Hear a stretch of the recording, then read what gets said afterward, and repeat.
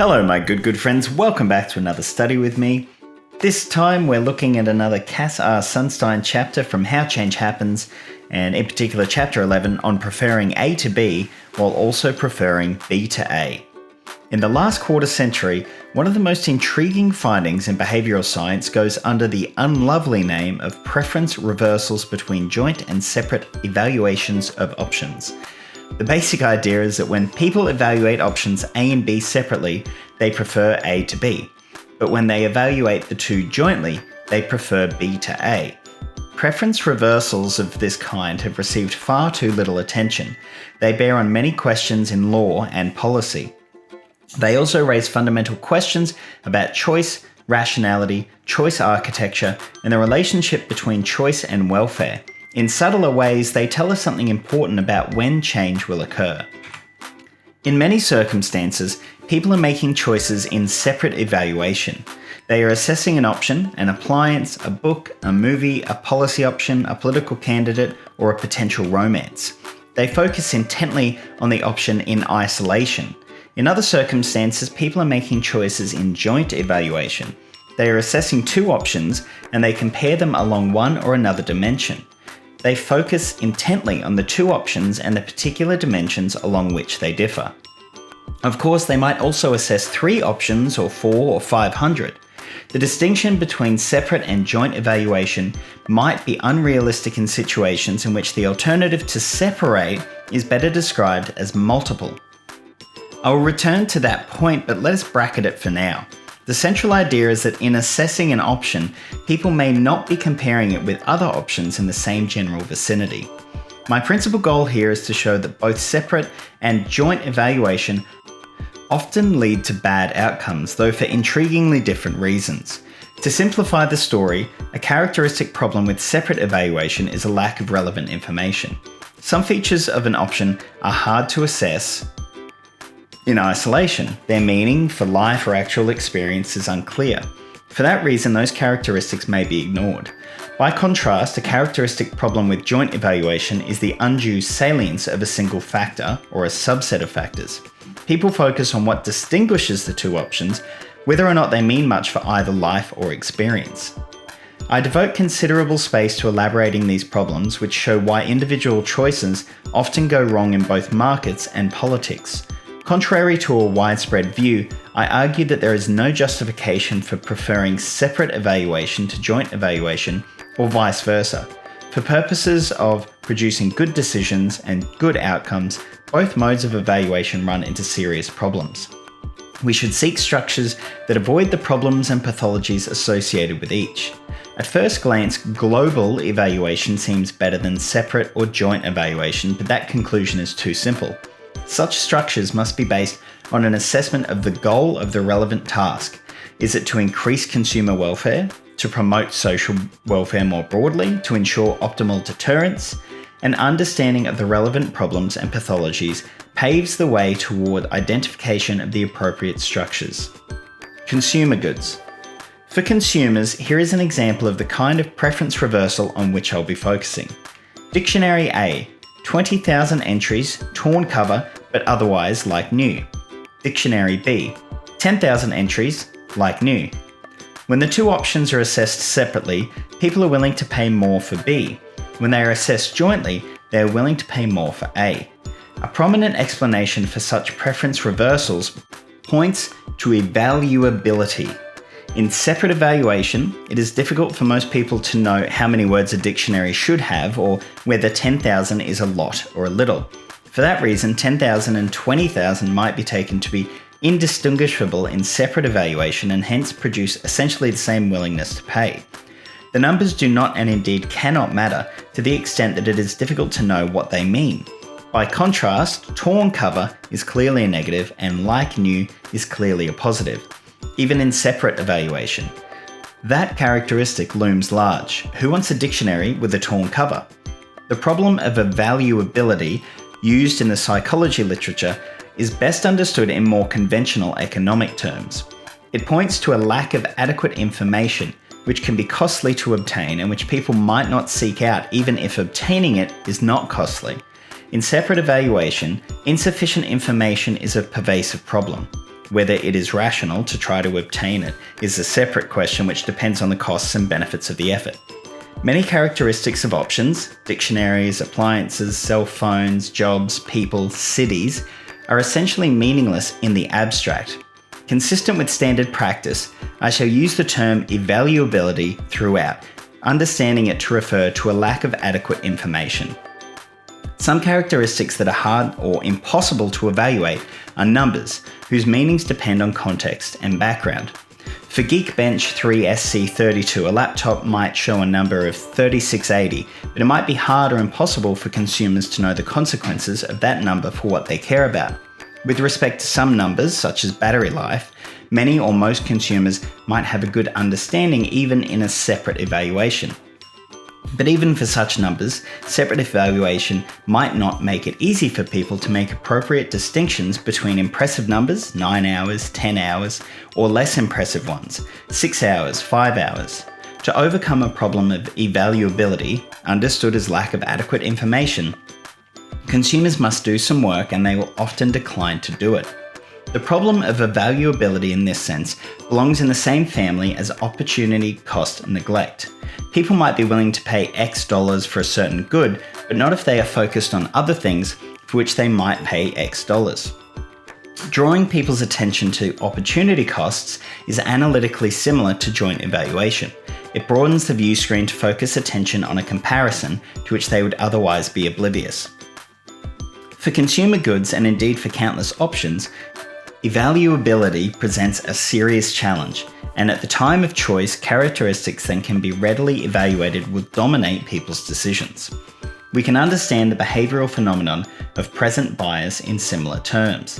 The present is often easy to evaluate. The future is often surrounded in some kind of cloud. A challenge of evaluability with respect to future states of affairs may well contribute to present bias. For choices in politics and law, evaluability of certain characteristics of options may be especially difficult, a point to which I will return. In joint evaluation, by contrast, it is easy to see that 10,000 words is less good than 20,000 words. To consumers, those numbers greatly matter, and they become more meaningful in a comparative setting. Because the point of a dictionary is to define words, a dictionary with 20,000 words seems much better than one with half that amount.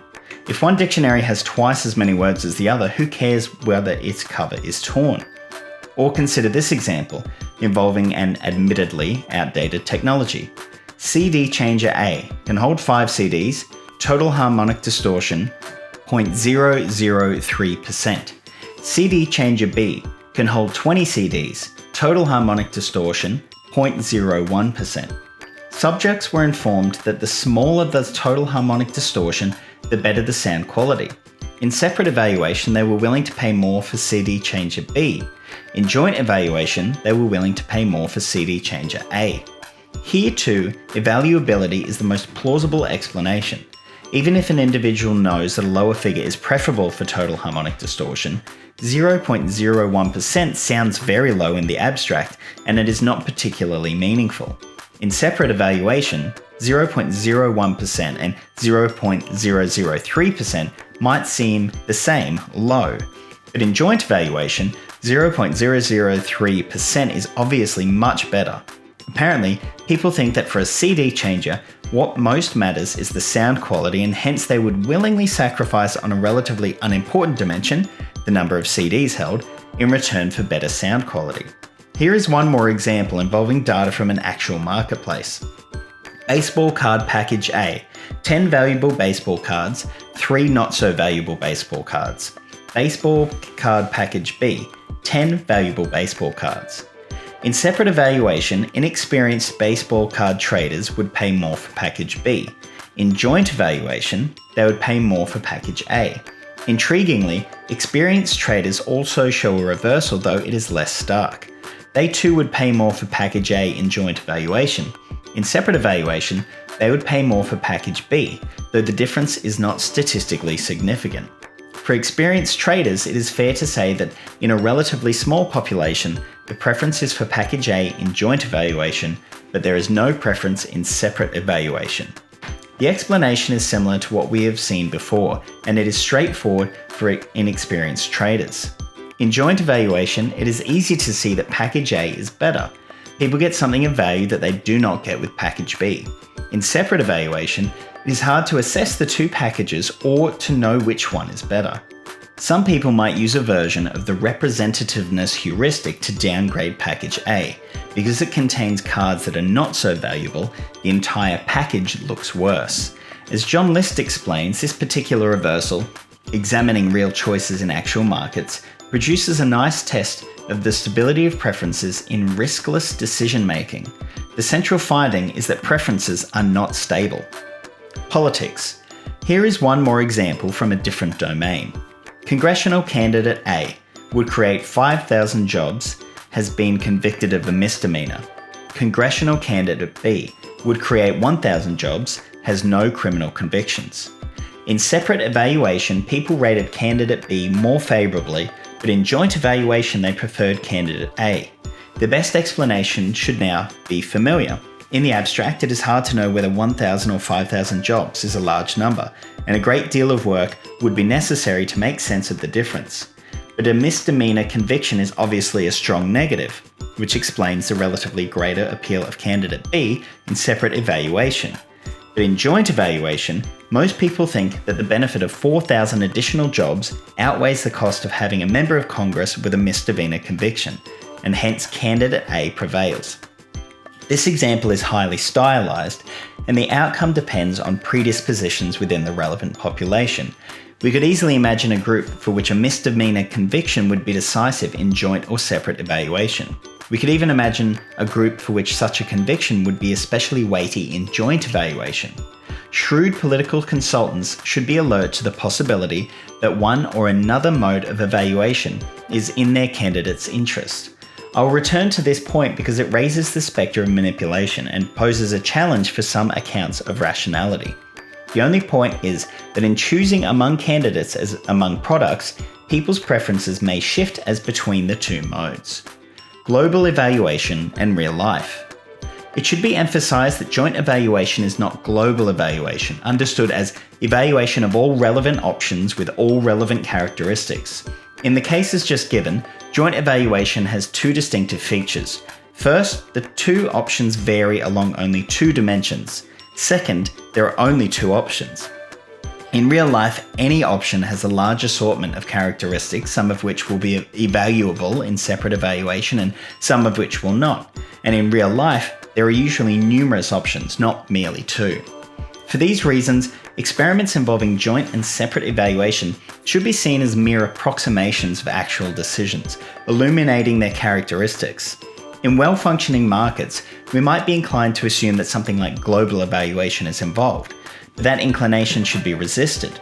Recall the baseball card study involving an actual market in which experienced traders show a kind of reversal. Some options are, in fact, evaluated separately or close to it. People focus on purchasing a product or not doing so. It may take effort and exposure to a kind of friction to focus as well on alternatives. People may avoid comparison friction. The point helps explain why global evaluation is usually a mere thought experiment. People cannot easily hold in their minds an entire option set, even if we could agree on how to define it.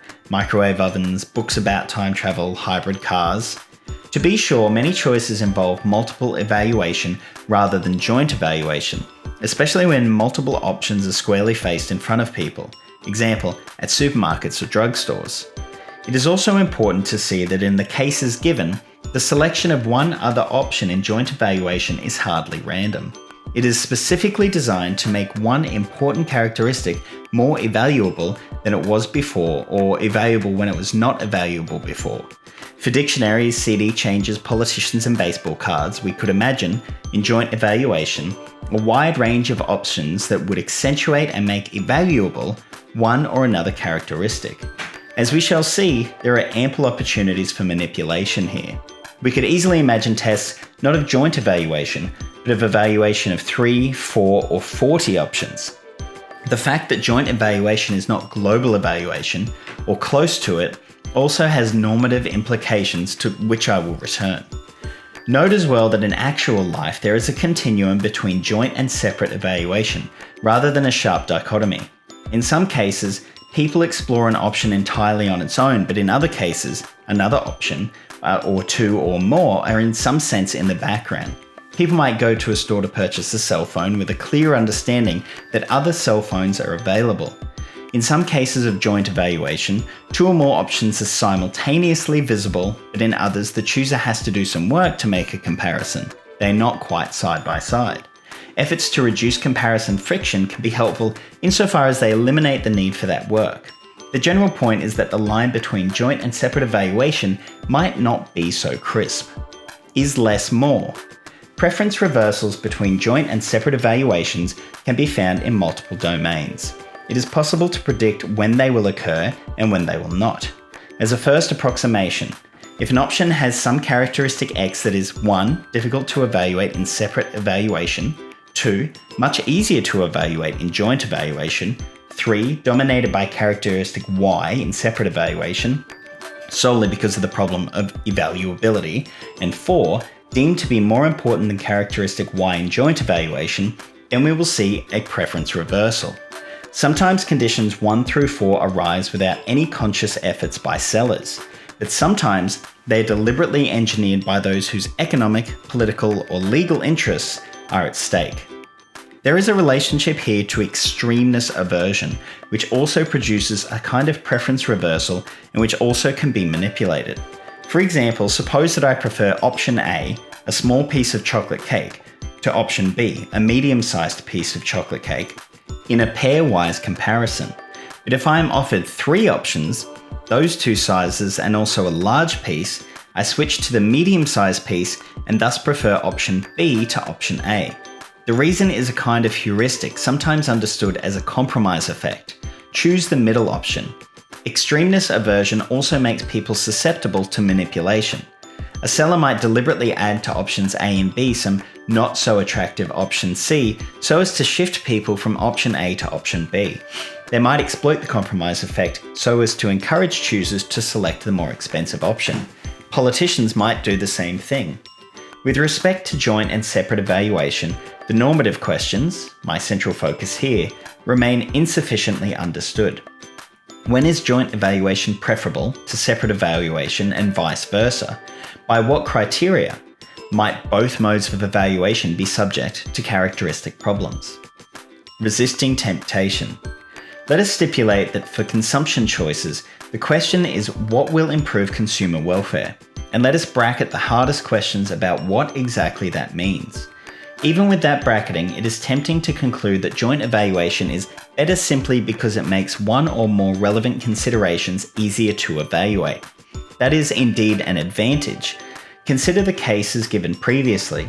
In all of them, an important variable was discounted or ignored simply because people did not know how to evaluate it. Joint evaluation supplied relevant information, and the variable received the attention that people thought that it deserved. The baseball card example is the most straightforward. In joint evaluation, people could see that it is better to have much more than less. But this conclusion is much too simple. First, joint evaluation might make salient a difference that does not much matter in an actual experience. For dictionaries, more words are better than fewer, within limits. But how much better? Is it possible that for most users a 10,000 word dictionary is as good as a 20,000 word dictionary? It is also possible that a torn cover is a constant annoyance. Second, life generally is lived in separate evaluation. I will raise complications about this point in due course. It might greatly matter whether a CD changer holds 5 or 20 CDs. And in terms of listening experience, the difference between 0.003% and 0.1% might not matter at all. The bare numbers do not tell us. To be sure, a gain of 4,000 jobs is significant, and in the case of congressional candidates, joint evaluation does seem better. But if a misdemeanor conviction is predictive of corruption or of misconduct that would cause real harm, then joint evaluation might lead to some kind of mistake. We can therefore see some choices in joint evaluation as reflecting a disparity between decision utility and experience utility, or more simply, a hedonic forecasting error in which people make inaccurate predictions about the effects of their choices on their subjective welfare. There is a specific reason. Joint evaluation often places a bright spotlight on a characteristic that does not much matter. Here is an intuitive example. Jones is deciding between two houses. House A, very large, with a long commute to work. House B, large, with a short commute to work. In separate evaluation, Jones might well be willing to pay more for House B. After all, it is large and the commute is short. In joint evaluation, Jones might well favour House A. A very large house seems a lot better than a large house, and perhaps the commute will not loom particularly large in his decision. This is a hedonic forecasting error in the sense that Jones is undervaluing the day-to-day inconvenience of a long commute. He is inattentive to that inconvenience because he is focused on something more immediate, the concrete difference in size. Do these points apply outside of the context of consumer choices? Suppose that the goal is to make good personal decisions. It is reasonable to suppose that joint evaluation is better. If an employer is presented with two or more options, it might focus on attributes that greatly matter, and so the quality of the decision would be higher in joint evaluation. Consider the following. Potential employee A, strong record, good experience, recommended by a friend, attended the same college as the CEO. Potential employee B, exceptional record, exceptional experience, recommended by a stranger, attended a superb college with no alumni at the company. We could easily imagine a preference for potential employee A in separate evaluation, but in joint evaluation, potential employee B looks better and might well be chosen. Here too, however, it is important to be careful. On certain assumptions about what matters to employers, separate evaluation could produce better outcomes. Perhaps the chooser cares greatly about a recommendation from a friend, and in joint evaluation that turns out to be decisive. Or perhaps the chooser cares greatly about cultivating the CEO, and hiring someone who went to the same college would seem to do the trick. If we stipulate the potential employee B is better, then joint evaluation might produce mistakes. In this light, we can raise a question about the view that in separate evaluation, people make emotional judgments, and that in joint evaluation, their judgments are more deliberative. To be sure, it is possible to devise situations in which that is true, leading to the reasonable suggestion, supported by data, that emotions play too strong a role in separate decision-making. But the opposite may also be true. Consider the following understood as options for dating. Person A, great personality, fun, always kind, attractive. Person B, good personality, incredibly fun, usually but not always kind, devastatingly attractive. I have not collected data, but we can imagine people who would prefer person A in separate evaluation, but person B in joint evaluation. Is separate evaluation more emotional and less deliberative? The same question raises a concern about the closely related view that in separate evaluation, people focus on what they want, whereas in joint evaluation, people focus on what they should want or do. The view fits with some of the data. Consider this example. Option A, improve air quality in your city. Option B, get a new cell phone. It is possible that in separate evaluation, people would be willing to pay more for a new cell phone, but that in joint evaluation, they would be willing to pay more for air quality. We could easily devise situations in which separate evaluation triggers a desire, while joint evaluation focuses people in a way that produces a response connected with their normative judgments. We could devise situations that yield exactly the opposite outcomes. Here is a candidate. Option A, contribute to pay down the national debt. Option B, take your romantic partner to a romantic dinner. Among some populations, option A would produce a higher figure in separate evaluation, and option B would do so in joint evaluation. Everything depends on the antecedent distribution of preferences and on what becomes the focus in joint evaluation, a point to which I now turn. How to win friends and influence people. In either separate evaluation or joint evaluation, sellers and others have identifiable routes by which to influence or to manipulate choosers. The appropriate design should be clear. Using separate evaluation. In separate evaluation, sellers should show choosers a characteristic that they can easily evaluate if it is good, and show them a characteristic that they cannot easily evaluate if it is not so good. In these circumstances, the option will seem attractive even if it has a serious problem. In fact, sellers should choose separate evaluation if they can whenever this presentation of options is feasible. I've emphasized that in real markets, options do not simply have two characteristics, they have an assortment of them. Recall that much of the experimental evidence is a radical simplification. But the essential point remains. In fact, it is fortified. Sellers and others can choose among a range of easily evaluable options, appealing ones, and display a range of others that are difficult or impossible to assess, not so appealing ones. It is well known that some product attributes are shrouded, in the sense that they are hidden from view either because of selective attention on the part of choosers or because of deliberative action on the part of sellers. A problem with evaluability belongs in the same category. It is a close cousin. Nothing is literally shrouded, but choosers cannot make much sense of the information they are given. In real markets, they might be able to find out. In fact, that might be easy. But because of comparison friction, defined as people's unwillingness to obtain comparative information even when it is available, a problem of evaluability in separate evaluation might persist. Using joint evaluation.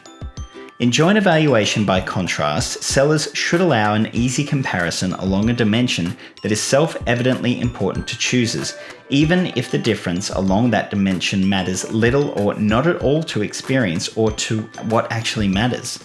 The trick is to highlight a characteristic on which the product in question looks good or better or great. It is best, of course, if in reality that characteristic does matter a great deal. But even if it does not, use of joint evaluation, putting a spotlight on the characteristic whose appeal is heightened by way of comparison, is a good strategy.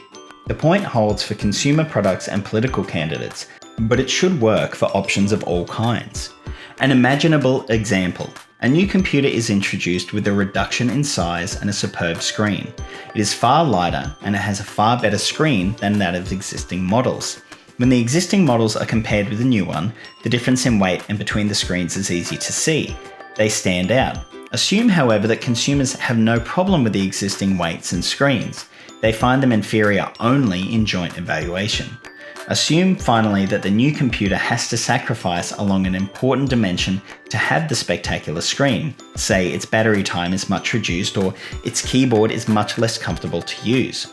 It is easy to imagine that in joint evaluation, people will choose and purchase the new computer, but in separate evaluation, they'll have a much better experience with the old one. A more general way to put this point is to suggest that in joint evaluation, people might overweight attributes that are simple to evaluate or that trigger a strong response, including a visceral one. Net welfare gains. These points should be sufficient to show that there is no abstract answer to the question whether joint evaluation or separate evaluation produces better decisions on the part of consumers. Neither is ideal and both might lead to mistakes. Both modes of evaluation have characteristic problems and pathologies. With separate evaluation, the most important of these is incomplete information, producing a failure of evaluability. With joint evaluation, the most important is a focus on one characteristic, producing excessive salience. In the baseball card case, joint evaluation is obviously better. More is better than less. But in the dictionary and CD cases, we need more information to know whether joint evaluation is better. The same is probably true for the case of congressional candidates. In the context of consumption choices, the question is whether the ability to evaluate the characteristic of an option and the salience of that characteristic produces decisions with net welfare gains for choosers in joint evaluation. If the factor that is evaluable in joint evaluation does not matter much, and if the factor that is downplayed or ignored in joint evaluation is actually important, then separate evaluation is likely to be better. There is a psychological wrinkle here. It is tempting to think that life is lived in separate evaluation, which helps explain why and when joint evaluation leads to mistakes. But is life really lived in separate evaluation? The answer depends on the context and on the person. Suppose that a consumer buys a dictionary with 10,000 words or a computer with a terrific keyboard but a less than ideal screen. If that consumer does not think about dictionaries with more words or computers with ideal screens, her purchasing decision will be shown to be correct. If her attention is not spent on issues of comparison, she will live in separate evaluation. But suppose that she does think about those products, at least some of the time, and focuses on her dictionary with limited words or her computer with a screen that, while excellent, pales by comparison with the screen that she rejected. If so, she is living, to a greater or lesser extent, in joint evaluation. People vary in their propensity to engage in product comparisons. The universe of comparison products defines the frame of reference by which many of us define our experiences, which helps explain why product improvements may impose serious welfare losses on people who had been enjoying their goods a great deal. Law and policy. I have emphasized that preference reversals between joint and separate evaluation have been found in the domains of law and politics as well. The domain for analysis here is very large and research remains in an early state. One of my goals here is to vindicate the suggestion with which I began. The choice between joint and separate evaluation depends on the relevant task and the underlying goals of the enterprise. For that reason, we might well end up rejecting both modes of evaluation. We might simply block some grounds for action, such as racial prejudice. We might seek to rely on global evaluation.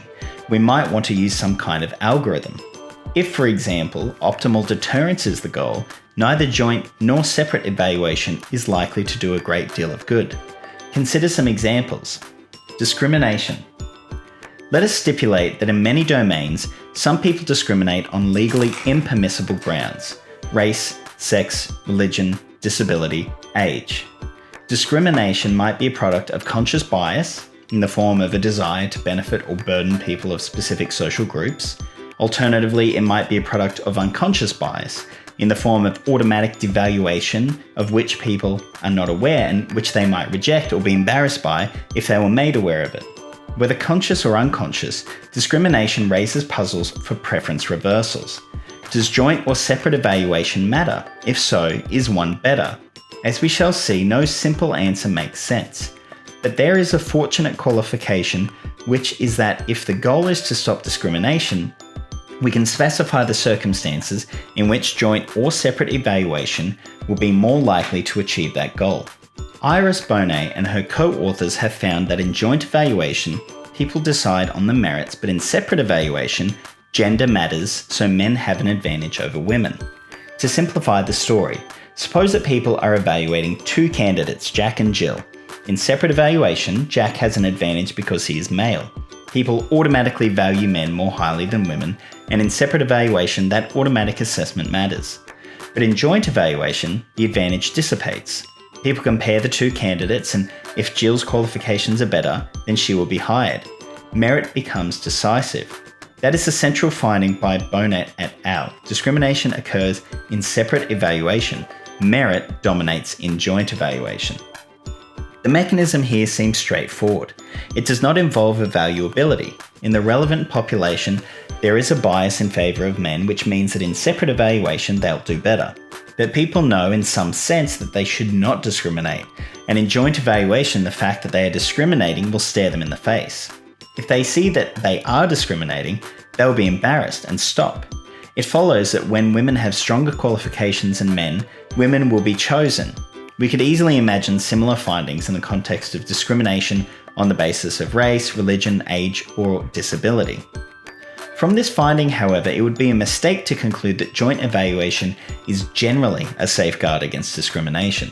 It works that way only under specified conditions. Under different conditions, it might actually aggravate discrimination.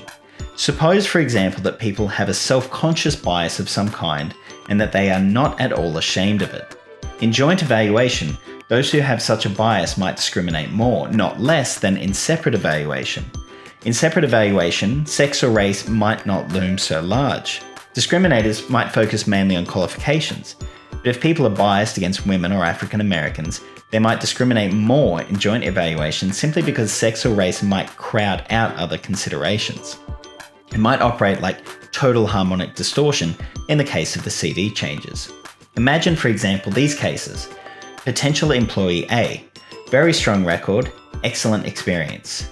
Potential employee B, strong record, good experience from a prominent family, not Jewish. In separate evaluation, potential employee A might well be preferred. Let us suppose that potential employee A is not from a prominent family and is Jewish, but neither of those characteristics is salient in separate evaluation. But if social attitudes take a particular form, potential employee B might well be preferred in joint evaluation. With respect to discrimination, everything depends on the relevant constellation of attitudes. Punitive damages. In the US legal system and many others, juries are allowed to award punitive damages to punish wrongdoing. There is a pervasive question to which the Supreme Court has occasionally been attentive, whether such awards are arbitrary or excessive. In deciding whether to give punitive damages and choosing what amount to award, juries are not permitted to consider comparison cases. They are making decisions in separate evaluation. Does that matter? If so, how? Here are some answers. 1. Normalization. Consider this pair of cases. Case A. Child-proof safety cap fails and child needs hospital stay. Case B. Repainted cars sold as new to a leasing agency. When people see two cases of this kind in isolation, they tend to receive similar punishment ratings on a bounded scale of 1 to 8 and similar monetary awards. But when they see them jointly, Case A receives much higher punishment ratings and much higher punitive awards. There is a clear reversal, but the mechanism is different from what we have seen previously. There is no problem of evaluability, at least not in the same sense. Nor is there anything like a characteristic that people might find relevant only or mostly in separate evaluations, such as gender. When people see a case of physical harm in separate evaluation, they spontaneously normalize it by comparing it to other cases of physical harm. A failed child-proof safety cap is, in the category of physical harms, not good, but it is not all that bad. When people see a case of financial harm in separate evaluation, they engage in a similar act of normalization. Repainted cars are, in that category, not good, but not all that bad. Hence the two receive similar ratings and similar awards. At the same time, people agree that a case of physical harm is generally worse than one of financial harm. It follows that in joint evaluation, the failed safety caps look significantly worse, in the sense that they deserve more severe punishment. The effect of joint evaluation is to dislodge people from their spontaneous use of category-bound judgments. They will think more broadly. In experiments of this kind, joint evaluation has a significant effect because it enlarges the universe of cases about which participants will think. The mechanism is related to that in the context of sex discrimination, for which joint evaluation forces a different and better form of deliberation. There's a broad point about outrage here. Outrage is category-bound, in the sense that the level of felt outrage will be a function of category in which the offending behaviour falls. If someone cuts ahead in an airport security line or makes a rude comment on social media, people might feel high levels of outrage. But if they compare such behaviour to, say, child abuse or assault, they might be a bit embarrassed and feel far less outrage. Punitive damage judgments are a product of outrage. Because outrage is category-bound, preference reversals are essentially inevitable. 2. Manipulation again. Here again, joint evaluation affords ample opportunity for manipulation in the selection of the comparison cases. Suppose that people are thinking about cases involving financial harm. If they are exposed to cases involving rape, financial harm might seem trivial and receive significantly lower ratings. But if they are exposed to cases involving minor acts of trespass on private property, financial harm might seem serious and receive significantly higher ratings. To see the point, compare these cases. Case A. Jones, an editor at a national news magazine, sexually harassed a female employee. He tried on several occasions to kiss her against her will, and he made her extremely uncomfortable at work. Case B. Smith, who has had several tickets for reckless driving, recently hit a pedestrian at night. The pedestrian suffered 5 broken bones, including a severe concussion. It is easily imaginable that in separate evaluation, Jones and Smith would receive equally severe punishment, or even that Jones's punishment would be more severe, but that in joint evaluation, Smith's punishment would be more severe. Now imagine a different Case B. Case B. Smith, a high school student in a rock band, has repeatedly played very loud music late at night, keeping his neighbour Wilson wide awake. It is easily imaginable that in joint evaluation, Case B would produce a higher punishment for Jones than Jones would receive in separate evaluation. 3. Normative considerations. Notwithstanding these points, it is true that for problems of this kind, joint evaluation has an important advantage over separate evaluation. The latter will produce a pattern of results that people will themselves reject on reflection. In other words, separate evaluation will yield what separate evaluators will consider to be an incoherent set of results. As noted, punitive damage awards must be assessed in isolation. The legal system now forbids juries from considering comparison cases, and if jury awards are challenged, judicial consideration of such cases may occur, but in practice, it is severely restricted.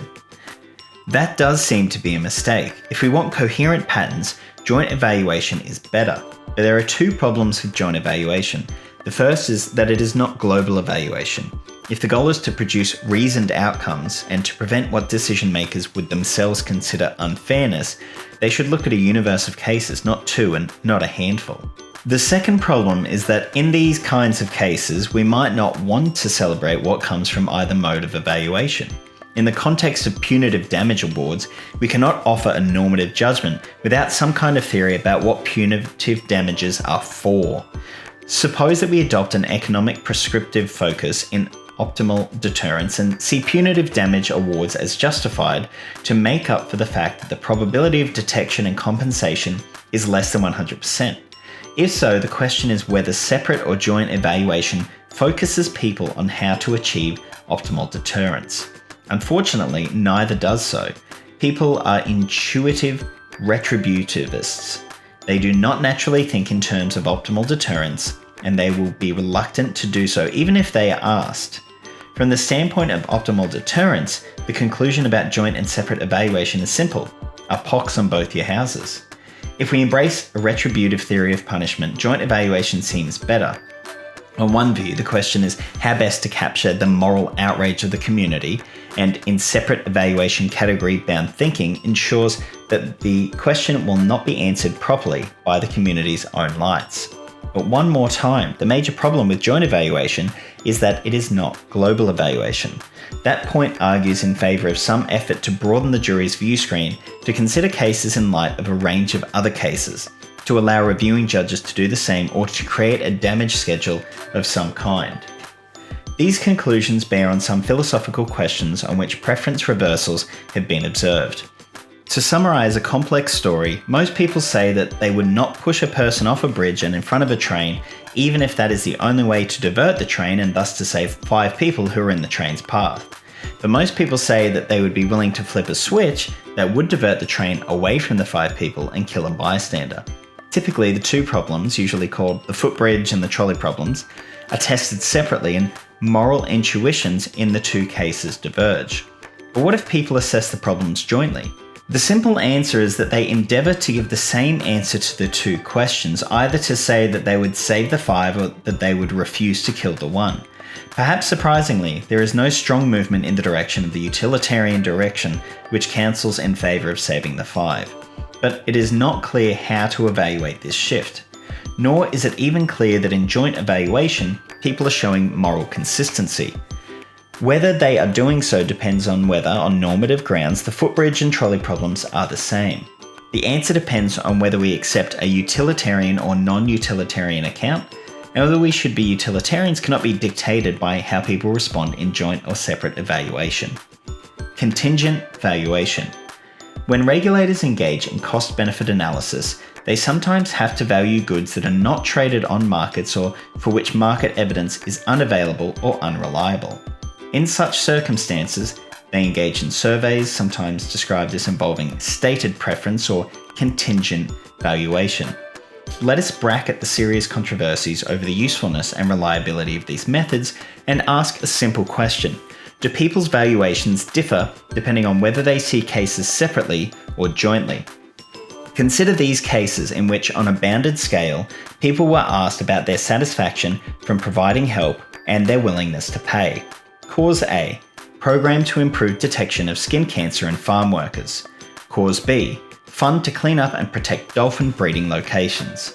When people see the two in isolation, they show a higher satisfaction rating from giving to cause B, and they are willing to pay about the same.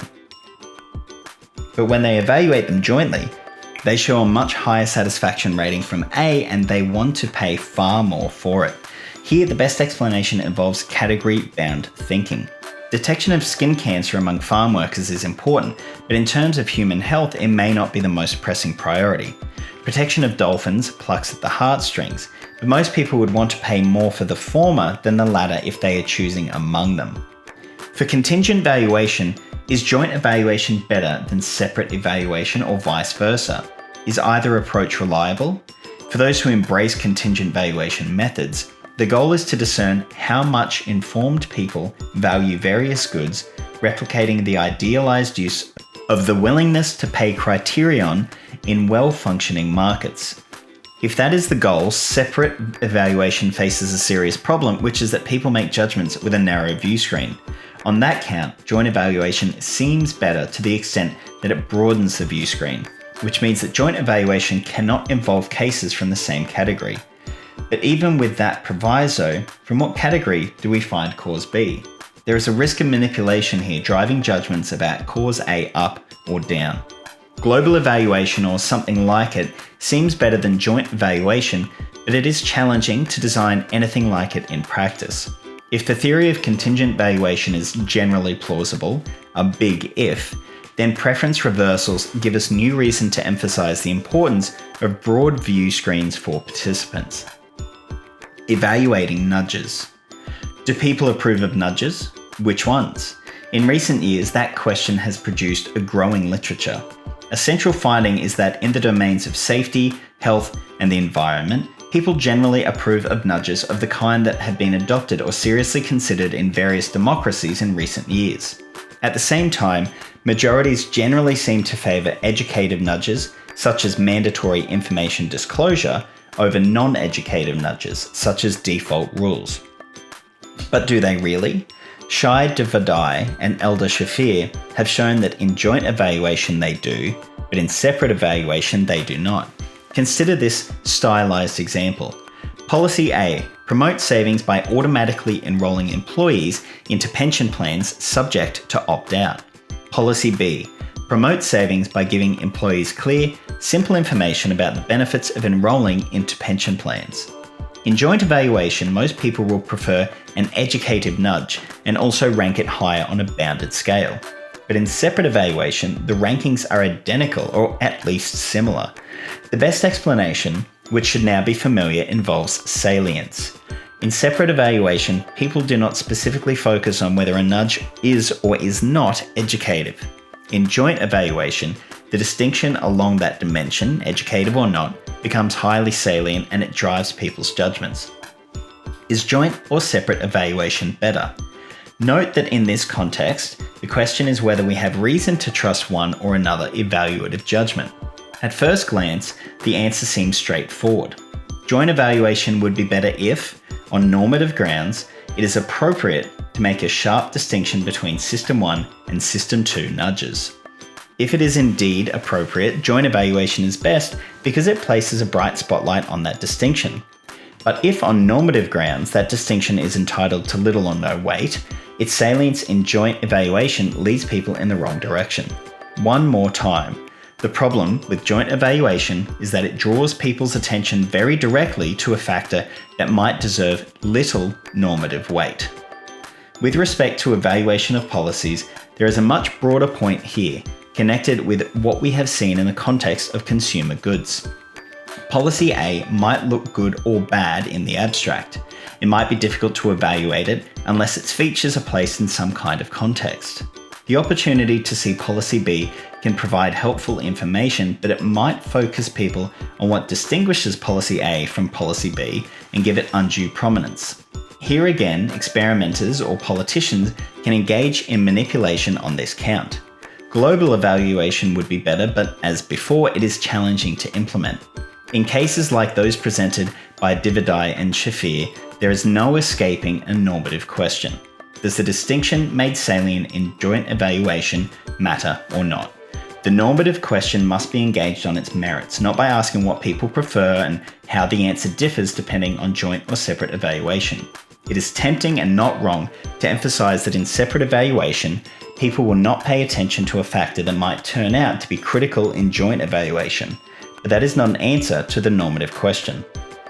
What if we are trying to discover what people actually think or what they think on reflection? In this context, it is reasonable to wonder whether there is an answer to that question, at least for purposes of choosing between joint and separate evaluation.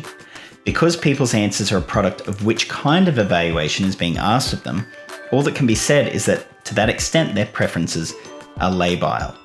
Welfare and experience. For consumer goods, the central question, putting externalities to one side, is which choice will improve the welfare of choosers. In cases subject to preference reversals, the problem is that in separate evaluation, some characteristic of an option is difficult or impossible to evaluate, which means that it will not receive the attention that it may deserve. A characteristic that is important to welfare or actual experience might be ignored. In joint evaluation, the problem is that the characteristic that is evaluable may receive undue attention. A characteristic that is unimportant to welfare or to actual experience might be given great weight. Sellers can manipulate choosers in either separate evaluation or joint evaluation, and the design of the manipulation should now be clear. In separate evaluation, the challenge is to show choosers a characteristic that they can evaluate if it is good, intact cover, and to show them a characteristic that they cannot evaluate if it is not so good, 0.01 total harmonic distortion. In joint evaluation, the challenge is to allow an easy comparison along a dimension that is self-evidently important, even if the difference along that dimension matters little or not at all to experience or to what matters. If external observers had perfect information, they could of course decide what the chooser should do. The problem is that external observers usually have imperfect information. Among other things, they tend to lack a full sense of the chooser's preferences and values. Nonetheless, we can find easy cases in which separate evaluation is best and easy cases in which joint evaluation is best, and we are now in a position to understand why some cases are hard. The larger lesson is that separate evaluation and joint evaluation have serious and characteristic defects. The problem of discrimination can be analysed in broadly similar terms. The general idea is that a bias may have more weight in separate evaluation than in joint evaluation if 1. People are made explicitly aware in joint evaluation that the only way to make a certain decision is to show bias, and 2. They are ashamed or otherwise troubled about doing that. On different assumptions, joint evaluation could increase discrimination. Everything depends on people's reflective judgments about their own propensity to discriminate. In the context of punitive damages, the problem is that people generate their own frame of reference, typically limited to the category that the case spontaneously brings to mind. Joint evaluation solves that problem. It does not follow, however, that joint evaluation produces sensible awards. From the standpoint of optimal deterrence, it will not do that. From the retributive point of view, joint evaluation does seem better because it better reflects people's moral judgments. The problem is that joint evaluation is not global evaluation. If a single case from a single category is added to another, there is a risk of manipulation. Contingent valuation studies and evaluations of nudges can be analysed similarly. Separate evaluation creates serious risks because people's judgments might be category bound or because they might neglect important characteristics of options. Joint evaluation also creates serious risks because it is inevitably selective or because it accentuates a characteristic of options that does not deserve much weight. If it is feasible, something in the direction of global evaluation is best. If it is not feasible, a choice between separate and joint evaluation must depend on an independent judgment about whether a characteristic, ignored in the former but potentially decisive in the latter, really deserves weight. We can find cases in which joint evaluation solves some kind of problem. Discrimination, under the stated assumptions, is an example. But the largest points lie elsewhere. Separate evaluation can create serious trouble because of the challenge of evaluability or its cousin, category-bound thinking. Joint evaluation can create serious trouble because it focuses people on a characteristic of a product, a person, or a context that does not deserve the attention that they give it.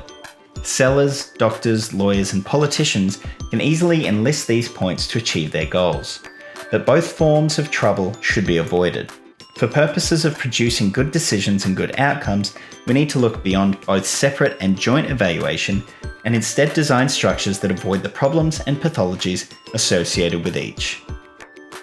Wowee! If you are still here after that, my hat goes off to you.